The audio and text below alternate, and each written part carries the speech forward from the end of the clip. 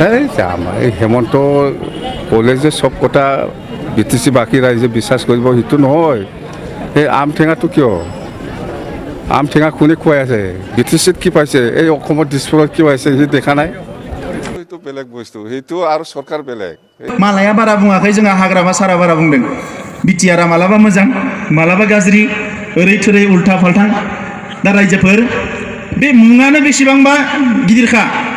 কি ক্ষমতা নাথাকে, কি ক্ষমতা নাথাকে কোনে কৈছে? যদি ক্ষমতাত নাথাকে, ক্ষমতা থাকিবই, না থাকার কোনো প্রশ্নই নাই। বুঝছো থাকিবই, কিন্তু যদি নাথাকে আপনি যদি নাথাকে কোথায় নাহে থাকে।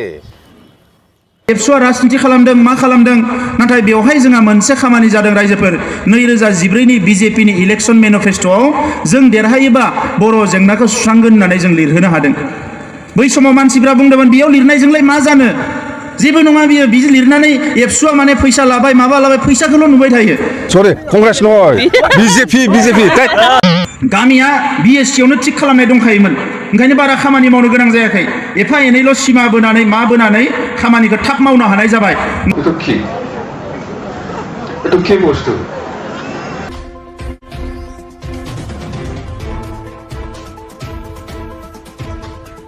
5 दशकों से चली आ रही बोडो समस्या को समाप्त करने के लिए केंद्र और असम सरकार ने हाल ही में बोडो संगठनों के साथ ऐतिहासिक समझौता किया है।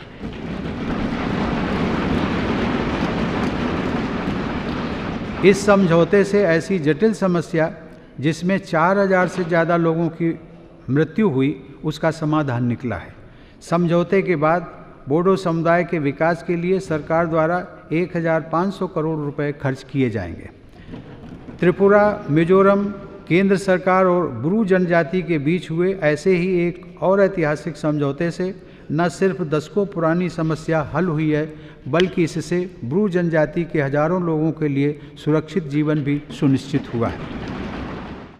কোনো बोडो सिविल सोसाइटी, কোনো সিনিয়র ফর্মার আফসুর কর্মী, ফাউন্ডার, সাপোর্টার, অফিস বিয়ারার বা নেতাই এই চুক্তিক আকরে আকরে কোনো পদ্য ইন্তটো মানিব নোৱাৰে। जाथाखौ थुनो नागिरबाय एसे गुसुं, नैबेसिम थुयोबा लादो नोंथांमोना दानो होननानै जों बुंबाय नङा। बैयाव जोंनि बिदा फंबायमोना खेबसेयावनो बेसेबा बुरजा दानथारजादों, बिखौ गारनानै जों संसार जानो हानाय नङा, जोंनो बिसिम होथारनांगोन होननानै।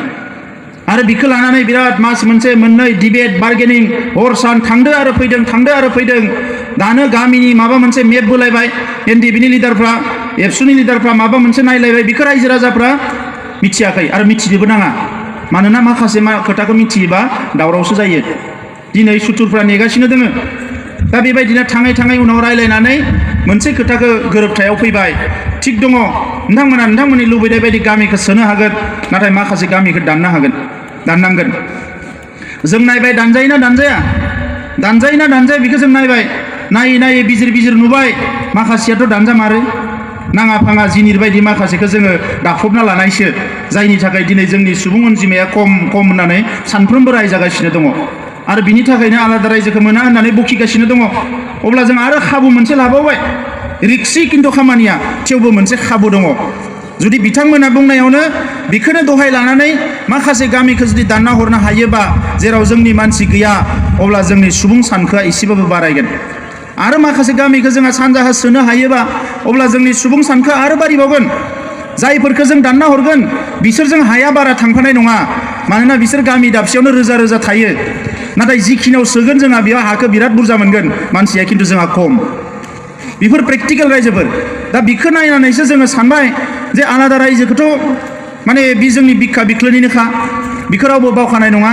नाथाय नैबे फर्मुलाजोंनो दावखोलांनानै जेरैखि जाया जुदि जोङो नैबे खामानिखौ मावना लानो हायोबा, दाननाय आरो सोनाय, आरो जोंनि सुबुं सानखोखौ 60निफ्राय 70 खालामना लानो हायोब्ला, गाबोनो सोरबाया बुङोबा नोंथांमोना मानो बिखौ नायगिरदो, होमबा जोंनि गाबोन आंनि फंबाया, आंनि बिनानावा जाय राजा लामायाव थांगोन, दिल्ली दिसपुराव थांगोन, बिखा बुना बुंनो हागोन जों दायो 70% जोंनो हगारना हो बे ओनसोलखौ।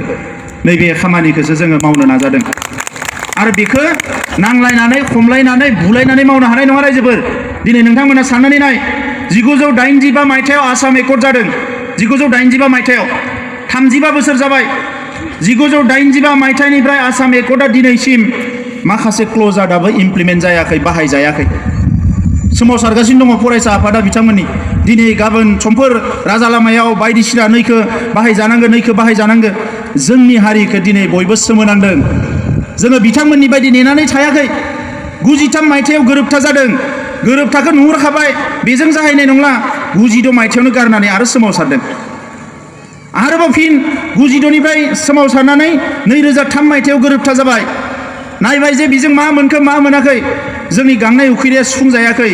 जोङो लोगो लोगो फैनानै 2010 मायथाइनिफ्राय सोमावसारफिनबाय आरो 2020आव दिनै जोंहा मोनसे गोरोबथा जाफैबाय। थारमाने बिथांमोना बे 35 बोसोराव खेबसे गोरोबथा जाबाय, जोंहा खेबथाम गोरोबथा जाबाय। बेखौनो भाइब्रेन्ट ससाइटि होननानै बुङो। भाइब्रेन्ट, जोङो ससाइटिया भाइब्रेन्ट जानांगौ। मोनसे खोथाखौनो लानानै हमथाबबाय थानाङा। जोंनियानो गोसो गैसेना हायोबाथाय जोथैनायावसो दं दरजाखौनो। लासिं सिं दुखुनांथाव रायजोबो। दा बारा गोलाव बाथ्रा बुंला, थांखिखौ लाबाय जेब्ला गभर्नमेन्टआ खय दिननि गेजेराव रेसपन्स होयो होआ बेखौ नायनांगौ जाहैबाय आरो। दा बेखिनिखौनो बुंनानै नोंथांमोन बयनिबो गोसो गोरबोनि अननाय साबायखर बावनानै आं बेखिनियावनो फोजोबथ'बाय। गोजोन्थों। दरजाखौ खेङाबाबो खिरखिखौ खेंना होनो गोनां जाबाय। खिरखिजोंबाबो जों हाबबाय जे गामिखौ सोनांगोन खिरखिजोंबाबो। बेनो नैबे गोरोबथायाव लिरनाय दङ। जों नागारनो मोननाय नङा, नागारनो मोननाय नङा। जोंनि लाइमोनफ्रा, जोंनि लेखा गोरों, जोंनि माखासे सेंग्रा सिख्लाफोर स्कुल कलेज इउनिभारसिटियाव फरायनाय, दिनै जोङो बे खामानिखौ मावफुंनांगोन। आरो बिनि थाखायनो बे गोरोबथाया। आरो नैबे गोरोबथायाव बयनिख्रुइ गिबिसिन खोथायानो दङ गामि सोनाय आरो दाननाय। दा बेखौ लानानै बिटिसि ओनसोलाव गुबुन हारिफ्रा गिदों। गोलावफ्रा ओरैसो थानो ना ओरैसो थानो जादों। ओरैबो जायगा गैया, ओरैबो जायगा गैया। दा गोलावफ्रा माने थांखि लाबाय, मालायनि गामि दानबाबो जोंनि गामिखौ दाननो मोना, नांगौबा जों हाबबावगोनसो गोलावफ्रा। ओरै फायरायाव जाग्राफ्राबो, दाउ जाग्राफ्राबो लासै लासैनो मा जाबाय, जोंनि टाउनखौ सोनांगो, खाथिनि जोंनि गामिखौ सोनांगो। ओरै जोंहा जेबो मोना, ओरैसो मोजांसिन। बेबायदि बिराद हुलुस्थुलु जाना दङ बे बर्डार एरियायाव दा। नाङै नाङै जायगाफ्रा हाबनो नागिरदो। जोंथ' दाननो होननानैसो जोङो खालामबाय, नाथाय दाननो बहा, बिथांमोना मोनसेबो दानजानो लुबैया दायो। ओरैबायदि जानानै थाबाय। दा दानजायाथाय दानजाया, नोंथांमोननिखौ उनाव सानगोन, सोनायखौथ' जोंखौ सोनो हो। नैबे लाइनाव जोङो थांनो गोनां जागोन दायो। दा रायजोफोर, गोरोबथा खालामनायनि सिगाङाव सोमावसारनाया गोब्राब।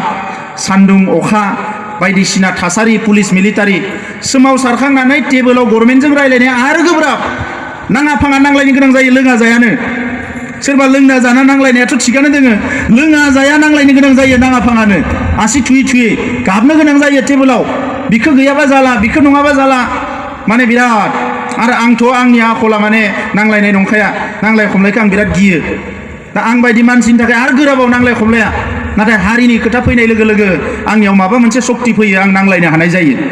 हारसिंनि थाखाय आं नांलायनो हाया, नाथाय हारिनि थाखाय नांलायनाय लोगो लोगोनो आंनियाव माबा मोनसे गोहो फैयो गोरबोआव। अबंलावरिया हरनाय, नोंथांमोननि अननायजों मोननाय, आङो बै समाव नांलायनो हानाय जायो। दा बेबायदिनो जोङो नांलायबोदों।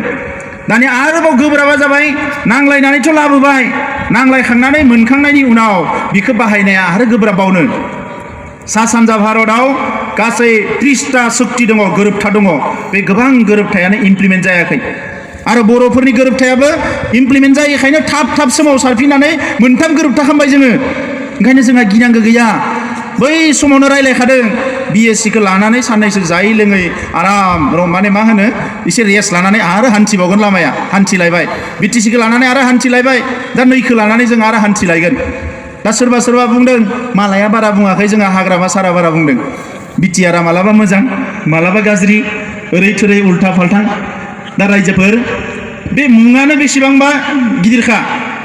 North eastern region, Bodoland territorial region. दिल्लीयाव मोनसे दङ NCR, नेशनेल केपिटेल रिजन होननाय दिल्लीयाव। बियो रावनिबो मुं गैया, नाथाय जोंनिया गावनि मुंजोंनो जाखानाय बड'लेण्ड टेरिटरियेल रिजन। बे जानाय लोगो लोगोनो गोसो बायदि लासै लासै सिमाखौ सानजा सोनाब खोला नारबाय थानो हागोन। গতিকে আম্বল আপিল যে ৰঞ্জন দৈমাৰীক অতি সোনকালে মুকলি কৰি দিব লাগে আৰু আন বেলেগ মানুহৰ ওপৰত, কেডাৰৰ ওপৰত যাতে তেনেকুৱা এটা মানে ড্ৰাষ্টিক একশ্যন বা মিজা লোৱা নহয়। আৰু যিমানবোৰ কেছ, সেই কেছবোৰ টোটেলি উইথড্ৰ হ'ব লাগে। এইটো আমাৰ চৰকাৰৰ আপিল আৰু কি। আপচুলৈ আমাৰ এটা সবিনয় আপিল যে আপচুই কোনো এটা বিশেষ পলিটিকেল পাৰ্টিৰ সৈতে আপচুৰ পবিত্ৰ ফ্লেগ চেক ব্যৱহাৰ কৰি আপচুৰ প্লেটফৰ্ম ব্যৱহাৰ কৰি যাতে কোনো প্ৰেক্টিকেল পলিটিক্সৰ যিটো কাৰুকাৰ্য তাত যাতে ইনভলভ নহয়, নিউট্ৰেলভাৱে আপচু হিচাপে ছ'চিঅ' ইকনমিক এডুকেশ্যনেল ডেভেলপমেণ্টৰ কাৰণে সমাজৰ বিভিন্ন সংস্কাৰৰ ক্ষেত্ৰত কাম কৰি কাৰণে আমি আহ্বান জনাইছোঁ। এটা ভেকভাওনা ঠগ প্ৰবঞ্চনামূলক, গতিকে যিমানখিনি বিভিন্ন গ্ৰুপ আছে আমাৰ বড়ো সমাজত, ইৰেছপেক্টিভ অফ গ্ৰুপছ পাৰ্টিজ কনচাৰ্ণ, একত্ৰিতভাৱে আগন্তুক নিৰ্বাচনটো খেলিব লাগিব, যাতে ৰাজনৈতিক ন্যূনতম ক্ষমতা আমাক যিখিনি দিলে সেই ন্যূনতম ৰাজনৈতিক ক্ষমতা বা স্বায়ত্ব শাসনৰ ব্যৱস্থা খিলঞ্জীয়া বড়োসকলৰ হাততে থাকে।